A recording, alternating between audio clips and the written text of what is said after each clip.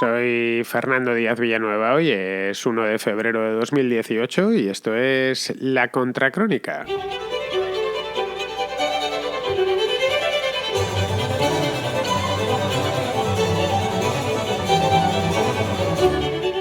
Dos jornadas vividas a fondo en Cataluña, las de estos dos últimos días. Estamos a jueves, pues fue el martes y el miércoles. El martes tocaba investidura, tal y como os avisé, pues hace justo 3 días hice un programa, el lunes exactamente, hice un programa sobre este tema, pero al final no hubo investidura. El presidente Roger Torrent, el presidente de la Cámara Catalana, la suspendió. Luego se armó un pequeño carnaval a las puertas del Parlamento de Cataluña, en el Parque de la Ciudadela. Y digo carnaval porque iban con caretas. Era lo más parecido a un carnaval. Eso sí, todas las caretas eran iguales. No se habían puesto plumas ni nada por el estilo. Simplemente caretas de Carles Puigdemont que habían ido elaborando a lo largo de los días precedentes. Esto se veía venir, no con tanta fanfarria, pero bueno, ahí sí que podemos decir que estábamos avisados. Pero lo bueno no fue el martes, no fue el día, por lo menos lo bueno. Lo del martes fue divertido. Lo definitivo, lo político, vino el día siguiente, el miércoles, es decir, ayer mismo, cuando se filtró una fotografía de la pantalla del móvil de Toni Comín, que había sido consejero en la anterior legislatura, en la que podía leerse una conversación con Carles Puigdemont. Eso creo que lo hemos visto todos ya a estas horas, lo hemos visto todos la fotografía, incluso hemos podido ampliarla con el iPad y hemos podido hasta leerlo. Es una conversación, obviamente, en catalán. El expresidente de la Generalidad se muestra abatido en estos mensajes y da por acabado completamente todo este asunto, es decir, el proceso, la independencia y lo que te rondaré Morena. Decía textualmente: los nuestros nos han sacrificado. Como vivimos en el siglo XXI y no en el siglo I después de Cristo, o mejor dicho, antes de Cristo, ahora estas cosas se hacen con los móviles, es curioso, y no apuñalando entre todos al líder, al caudillo, en las escaleras del Senado. Vamos a verlo.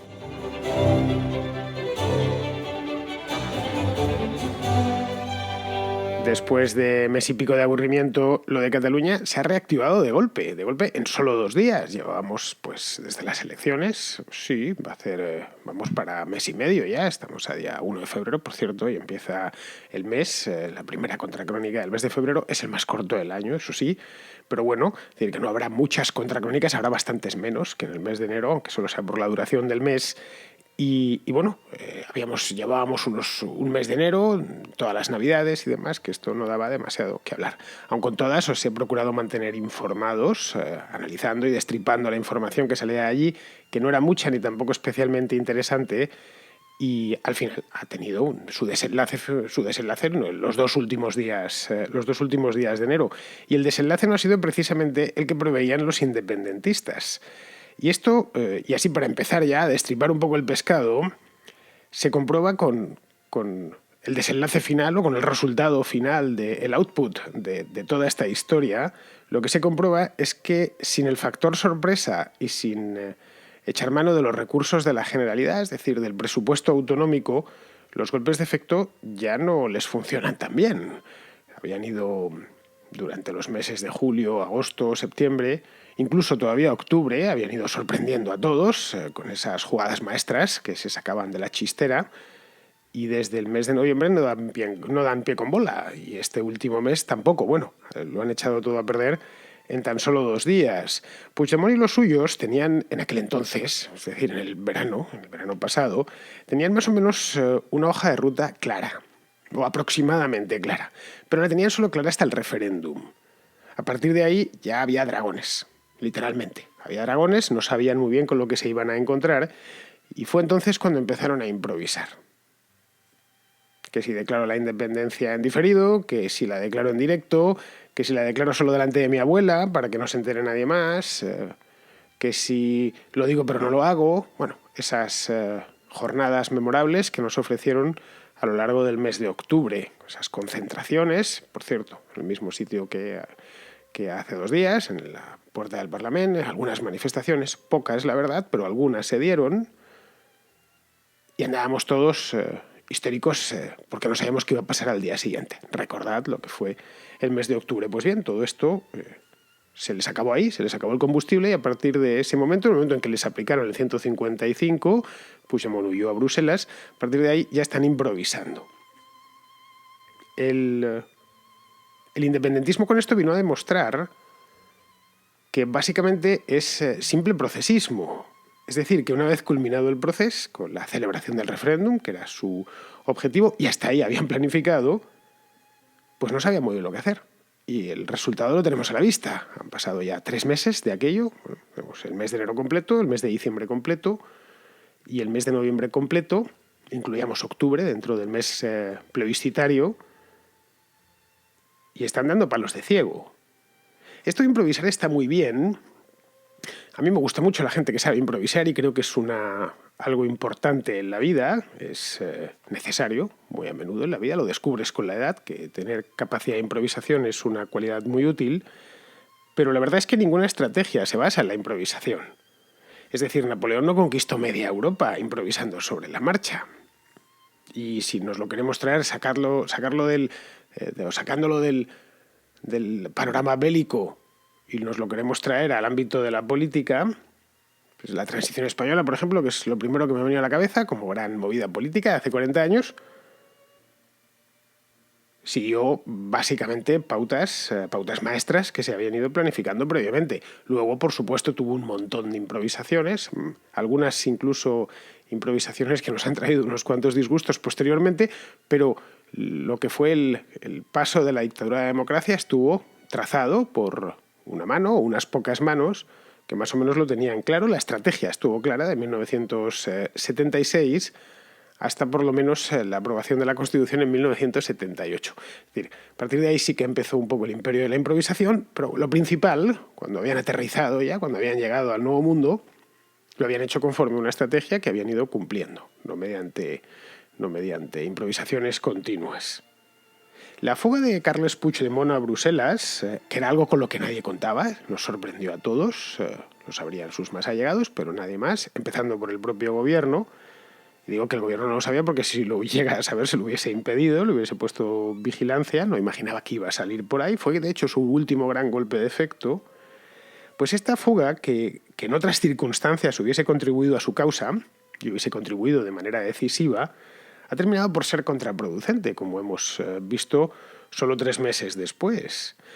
No lo sé, probablemente él esperaba que según compareciese por primera vez desde Bruselas, apareciendo, como lo recordaréis, en el mes de noviembre, que salía a través de internet, obviamente, hizo incluso empezó a recibir gente, hizo algunos chats en directo con sus partidarios, pues que según apareciese asomase la gaita desde Bruselas como presidente en el exilio, pues algo así como una masa de partidarios suyos, de votantes de Junts per Catalunya o de Esquerra Republicana, es decir, de independentistas, saldría a la calle y colapsaría Barcelona.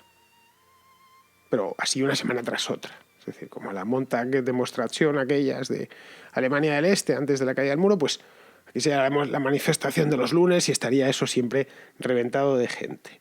Esta era la hipótesis Maidán. Si nos retrotraemos al mes de octubre la recordaremos a la perfección. Bueno, en el caso de que se aplique el 155 nos vamos a encontrar con algo similar a lo de Kiev, a lo de la plaza de Maidán. Es decir, una revolución que el gobierno no va a tener manera de controlarla y de aplacarla. Andaban, estoy seguro, que en Moncloa algo asustados con aquello. Esto se nos va a ir de las manos y al final va a escalar y no vamos a tener manera de devolver a todo esto al redil. Es decir, nos va a ocasionar problemas de los gordos, muchos más de los que ya hemos tenido. En la prensa se apuntaba mucho el tema del Maidán. Podéis buscarlo, que si Barcelona se convertiría en un Maidán y demás. De hecho, los propios independentistas metían miedo con esto del Maidán. En el momento en que intervenga en la autonomía, automáticamente saldrá toda Barcelona y toda Tarragona y toda Lleida a la calle a manifestarse. Y eso saldrá en los periódicos de media Europa, de los Estados Unidos y demás, y Rajoy no tendrá más que hincar la rodilla y rendirse. Es un poco el plan. Pues bien, la realidad es que no hubo y no está habiendo Maidán alguno. Lo que sí hubo fueron unas elecciones anticipadas y convocadas desde Madrid, en las que el independentismo se mostró rocoso, eso es cierto, desde el punto de vista electoral. Hubo algunas manifestaciones, una campaña un poco fría, pero más que nada por el clima. Las campañas en diciembre es el problema que tienen. Pero desde luego no hubo un ambiente de que este es el fin de los tiempos, no, en absoluto. Aun con todo consiguió Puigdemont, Junts per Catalunya, Esquerra Republicana y la CUP consiguieron 2 millones de votos. Son muchos, son pocos, bueno, es un número respetable y demostró además que el nacionalismo, el independentismo, mejor dicho, en Cataluña tiene un apoyo popular considerable, pero que tampoco había crecido. Es decir, que fueron muy parecidos este número de votos a los que habían obtenido los mismos partidos en el año 2015. Esa es la verdad, ya hice el análisis en su momento, hace mes y pico, el día de las elecciones. Entonces, que no habían conseguido crecer. No digo crecer demasiado, simplemente no habían conseguido crecer, pero tampoco de crecer. No estaba mal. Pues bien, estos resultados Puigdemont los leyó en clave personalista. Esa es la verdad. Sorprendente, cuando menos, habida cuenta de que el bloque independentista está formado por 3 partidos con sus 3 candidatos. Es decir, que no se presentaban como habían hecho en el año 2015, que se presentaron con aquello de Junts pel Sí. Ahora se presentaban Junts per Catalunya, Esquerra Republicana, que lleva ahí 100 años, y luego la CUP. La CUP no estaba dentro, de las anteriores no estaba dentro de Junts pel Sí. Pero tenían 3 partidos, 3 formaciones, con 3 candidatos, pero a pesar de eso, Puigdemont lo leyó como un apoyo suyo. Él era el líder indiscutible, el presidente en el exilio, en una palabra. Y lo cierto es que en Esquerra tampoco podían hacer mucho para compensarlo. Su líder, que es Oriol Junqueras, está en la cárcel. Y la sustituta que le buscaron, que a muchos ya se les habrá olvidado, pero no hace tanto, que andaba por todas las televisiones, a Marta Rovira, pues la verdad es que era bastante mejorable.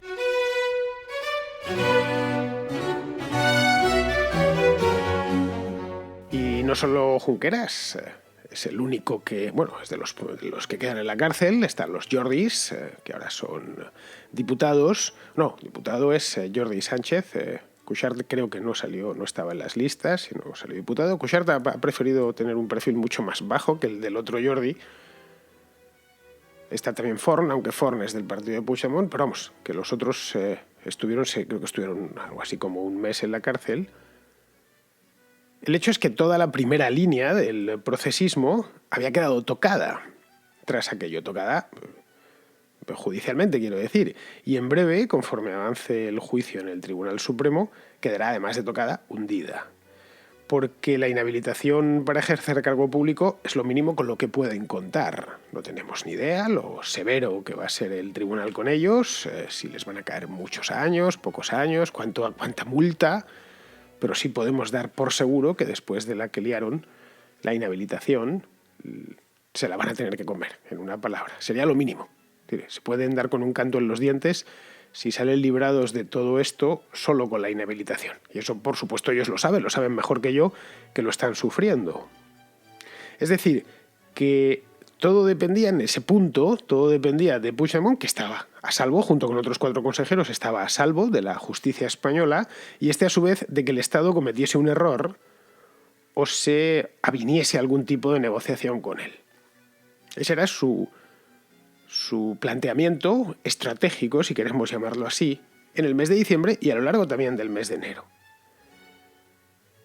Lo primero, el gobierno no lo ha hecho, o no lo ha hecho al menos del todo, es decir, no ha cometido un error fatal. Ha cometido algunos errores, pues de mayor peso, otros de menos, pero no un error fatal que le pusiese en jaque.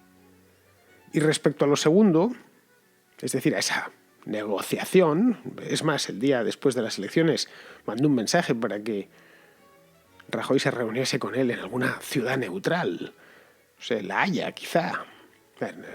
Rajoy ni le contestó, obviamente, dijo que no tenía por qué tener ninguna necesidad de reunirse con él. Pues bien, respecto a esta negociación, a este apaño con el que él esperaba, yo creo que todavía sigue esperándolo, llegar con el Estado, pues lo que nos ha demostrado Puigdemont es que ha cometido un error garrafal, de párvulos. Un error que un político nunca debe de cometer, y es creerse su propia propaganda. La propaganda se hace para que se la crean los demás, para que te la crean los votantes, no para creértela tú. No te puedes creer tus propias patrañas. Es un producto de venta, un estupefaciente que fabrican todos los partidos políticos sin importar su signo, pero que el que emite esa propaganda, es decir, el que inocula ese veneno, no tiene jamás que administrárselo. Es como el traficante de drogas. El traficante de drogas exitoso es el que no se mete la droga que vende. Si no, va a estar muy poco tiempo en el negocio. Pues Puigdemont se la ha terminado creyendo. Es decir, pensaba que lo suyo tenía una solución política, era un problema político y por lo tanto tenía una solución política.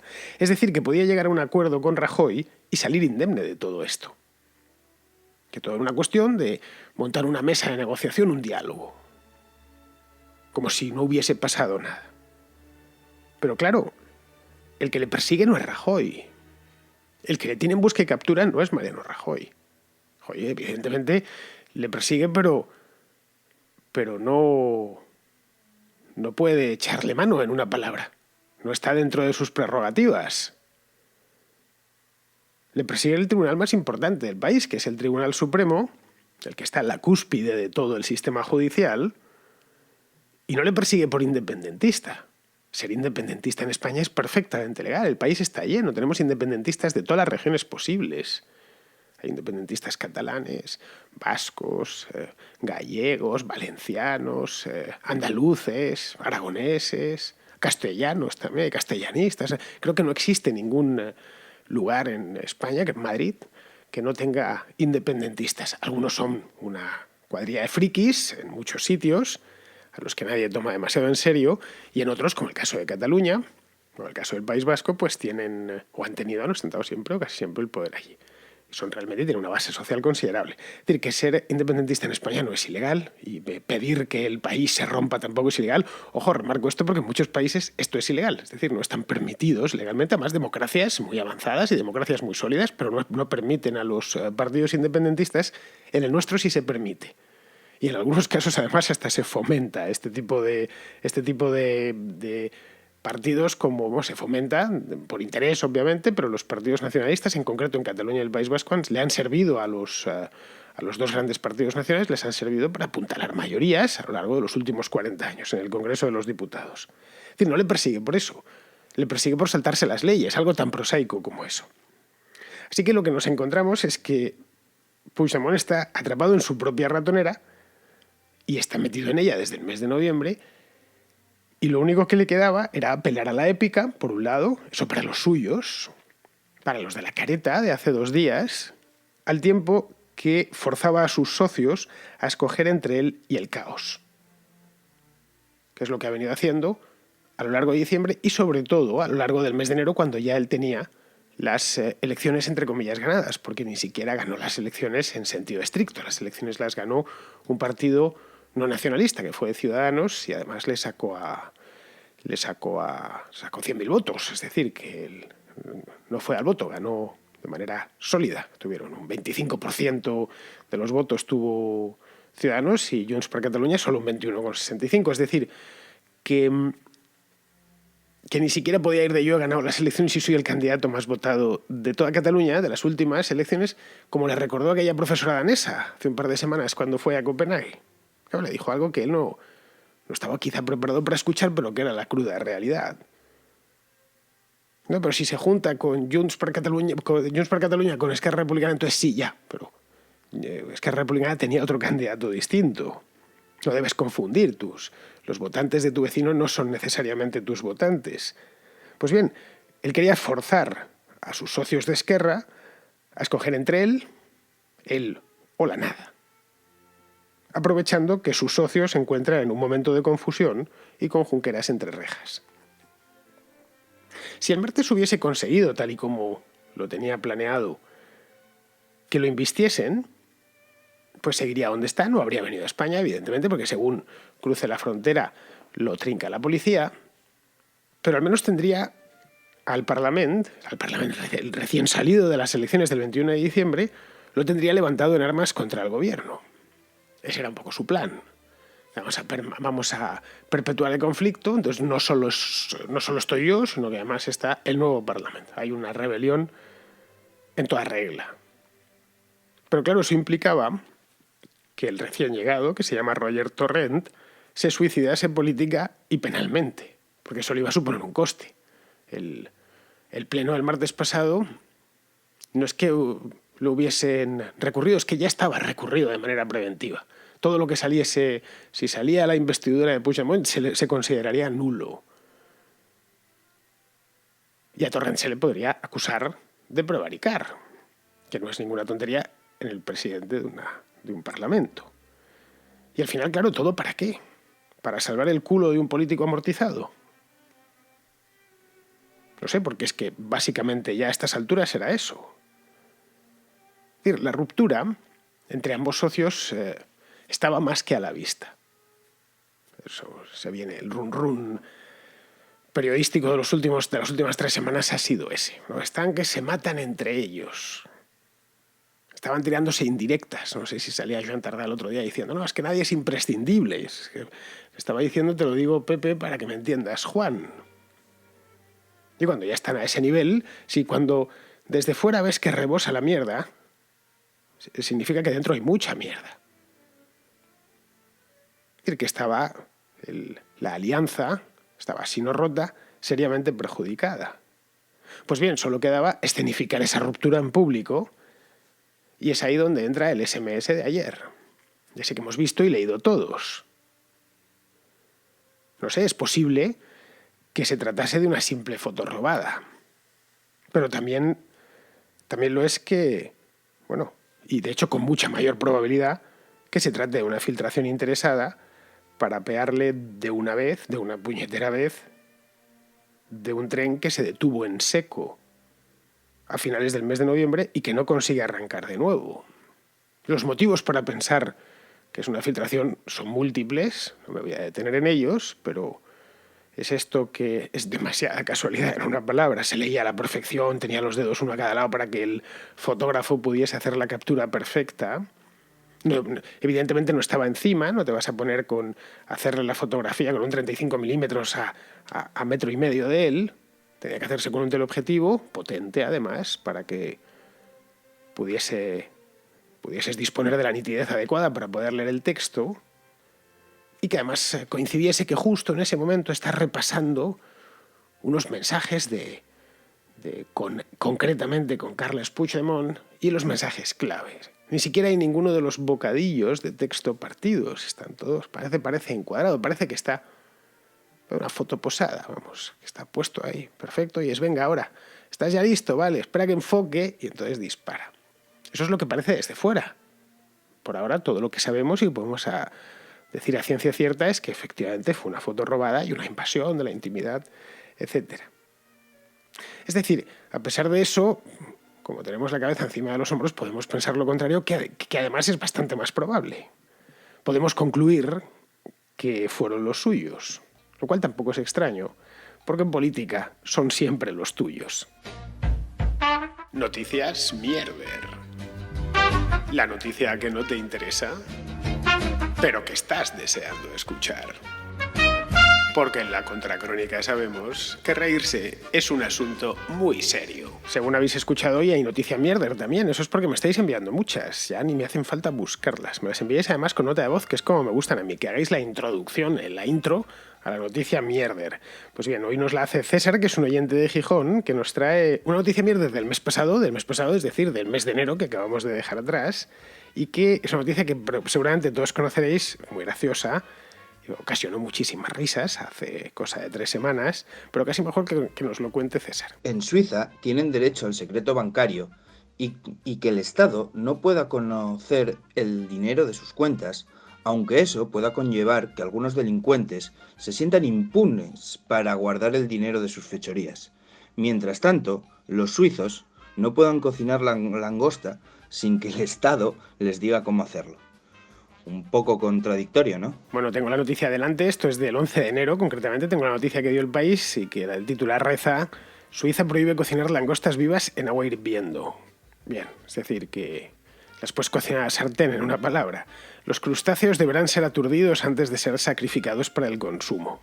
Ya está. Es decir, no, en una palabra, que puedes cocinar la langosta en agua hirviendo, pero las tienes que aturdir. Que no, en una palabra, que se puede cocinar, pero siempre y cuando la la langosta no esté despierta.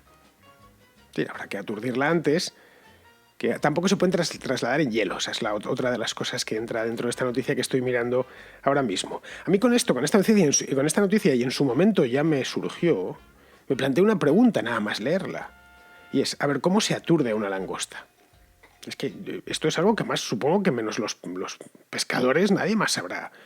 Es una información muy específica. No sé, le das una toba con los dedos o le echas el aliento después de sacudirte un lingotazo de whisky. Lo desconozco. De un pisotón no la aturdes, la matas directamente.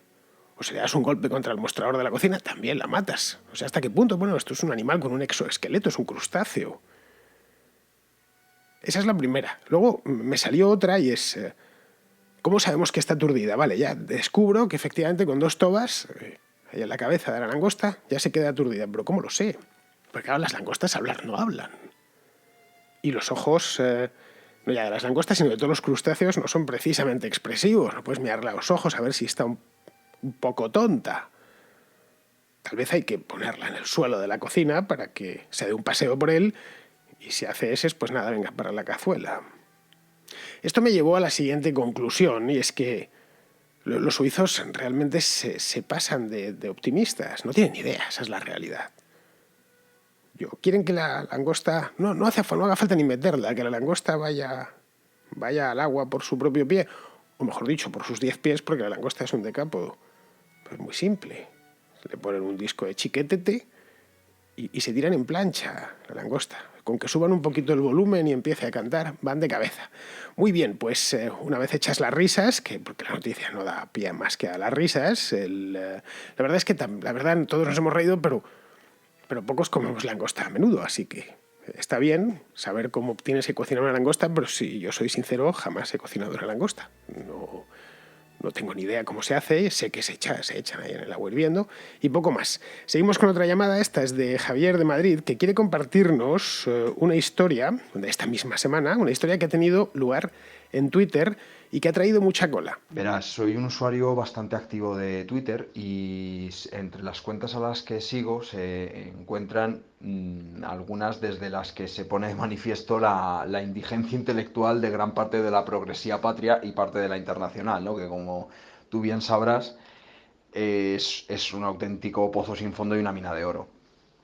Entonces, estos 2 últimos días, el 24 y el 25, fue no noticia, pero salió a la palestra un tuit que había escrito una de estas cuentas, Pastrana, en el que se contestaba a su vez a un tuit de Gabriel Rufián y este le decía al propietario de la cuenta que el día que se supiese su verdadera identidad que se iban a echar unas risas o algo así. Bueno, el tuit si no está borrado estará por la red.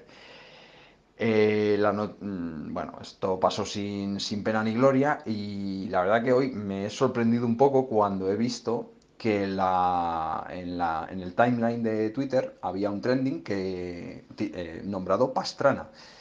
Y es que por lo visto en estos 2 días se ha ido dando bastante bombo a la noticia o sea, ha circulado bastante entre estos ambientes, ¿no? Y han conseguido desenmascarar presuntamente, ¿vale? Cuando te digo esto, no está confirmado, al propietario de esta cuenta, que por lo visto es un cargo político electo en un ayuntamiento. Bueno, mi reflexión es que hasta qué punto puede llegar esta gente a lanzar una campaña de auténtico acoso y derribo, o sea, contra una persona que lo único que está haciendo es, desde mi punto de vista, uso de su libertad de expresión, ¿no?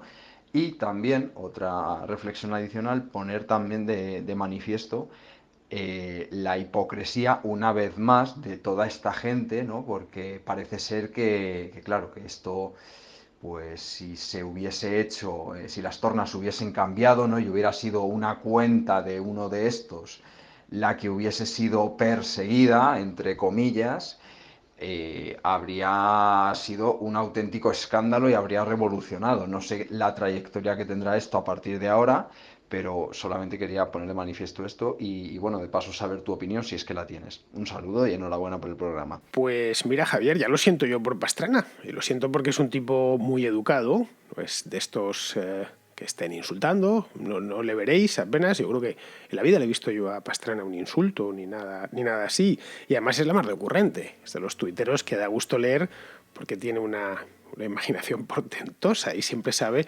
exactamente dónde poner el dedo en la llaga que supura más. Es una cosa tremenda. Es de estos tipos que nada más empezar a seguirles no te pierdes uno de sus tweets. Pero bueno, Twitter es lo que es y como tal hay que tomarlo. Está lleno de fanáticos y de gente que se pasa las 24 horas del día, los 7 días de la semana, odiando y que entra ahí para eso. Y eso hay que descontarlo cuando uno entra en esta red social, no digamos ya si además participa, desarrollar cierta coraza. Y esto ya es un consejo personal mío, no pasar tampoco demasiado tiempo en ella. Es decir, Twitter está muy bien, es un gran invento, yo lo utilizo, pero vamos, que hay que sumergirse ahí a diario, pero en ratos cortos, ¿eh? Y luego, por supuesto, informarte un poquito, ver, no sé, responder a alguien, poner un par de tweets y comentar la jugada, pero salir de allí pitando. Pues sabemos lo que hay.